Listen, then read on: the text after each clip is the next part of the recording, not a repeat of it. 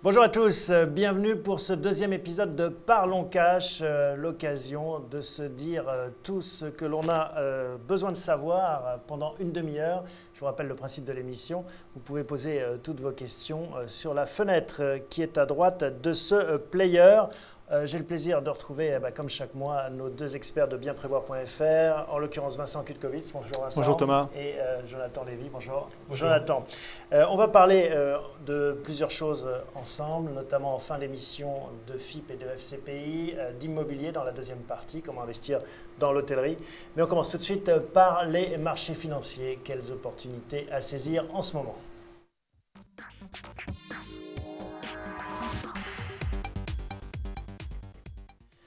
Alors Jonathan, on commence avec ce petit tour d'horizon financier sur les marchés. Vous avez un tropisme particulier en ce moment pour l'Europe du Sud, à savoir Espagne, Italie. Vous pouvez nous dire pourquoi est-ce que, pour commencer sur un sujet d'actualité, les marchés financiers n'ont pas réagi, n'ont pas mal réagi à la montée des partis europhobes un peu partout en Europe lors des élections européennes?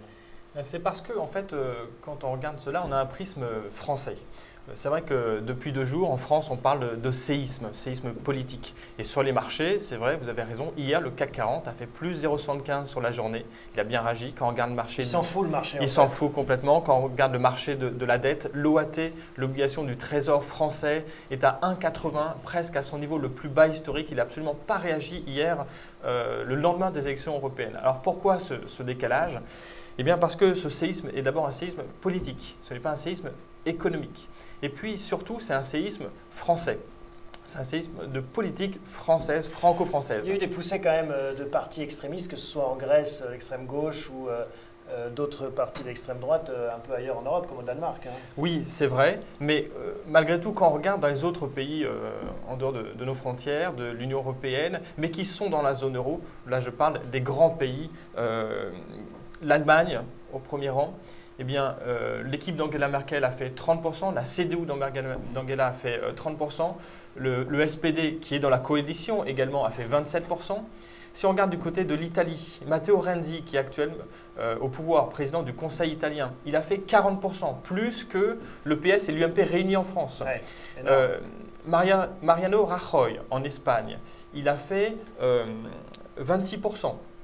Qu'est-ce que vous en tirez comme enseignement alors? Ce que j'en tire comme enseignement, c'est que finalement, les partis qui soient au pouvoir ou pas, lorsqu'ils ont fait des réformes structurelles, ils sont validés par les votes. Ceux qui, au contraire, tergiversent sont invalidés par les urnes. Suivez mon regard. Donc, en effet, ça marche pour ceux qui sont courageux, moins bien pour ceux qui utilisent des faux fuyants. Tout à fait. Et donc, au global, quand on regarde le Parlement européen tel qu'il est sorti des urnes dimanche, eh bien, on constate que la politique économique qui est mise en place depuis quelques mois, qui commence à porter ses fruits, puisque la croissance semble repartir depuis la mi-2013, cette politique économique va pouvoir se poursuivre, notamment sous l'impulsion de l'Allemagne.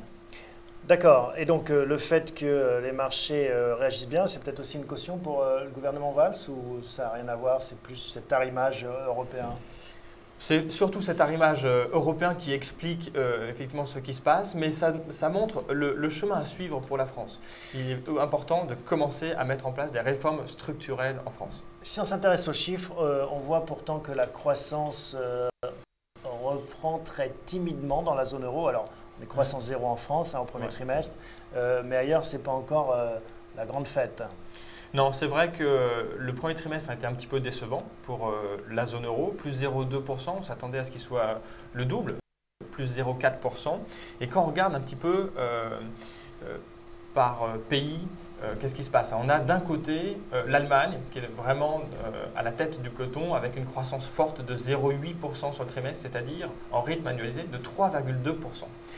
Ensuite, il y a un autre peloton qui est constitué de l'Espagne et de la Belgique à plus 0,4%, c'est-à-dire 1,6% en rythme annualisé. Et puis, en fin de peloton, il y a la France à 0% et l'Italie à moins 0,1%, légèrement en récession sur le trimestre.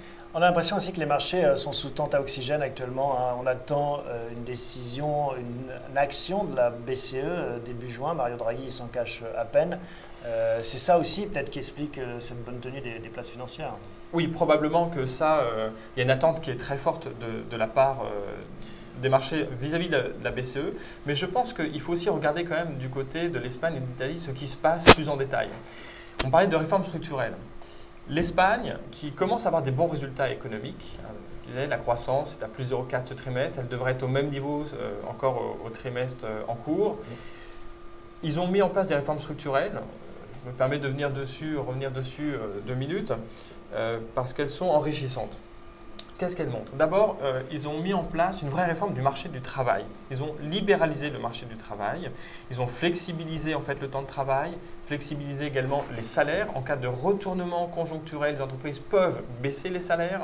Ils ont diminué les indemnités en cas de licenciement. Ils ont diminué le délai des autorisations préalables de licenciement. Donc, ils ont énormément amélioré la compétitivité des entreprises. Et c'est pour ça qu'on constate que depuis 1 an, le marché du travail se porte mieux, le chômage est élevé, mais la tendance est bonne puisque le chômage se réduit de 1% sur l'année. Alors on fait un focus espagnol et italien, mais Paul nous interpelle en demandant s'il y a un pays européen à privilégier pour investir. Bien, je pense que justement l'Espagne en fait partie. L'Espagne, depuis le début de l'année, si on regarde l'indice espagnol, l'IBEX, il a progressé de 8% depuis le début de l'année. L'Eurostoxx n'est qu'à 4% depuis le début de l'année. Il y a un rattrapage en fait de ces indices-là.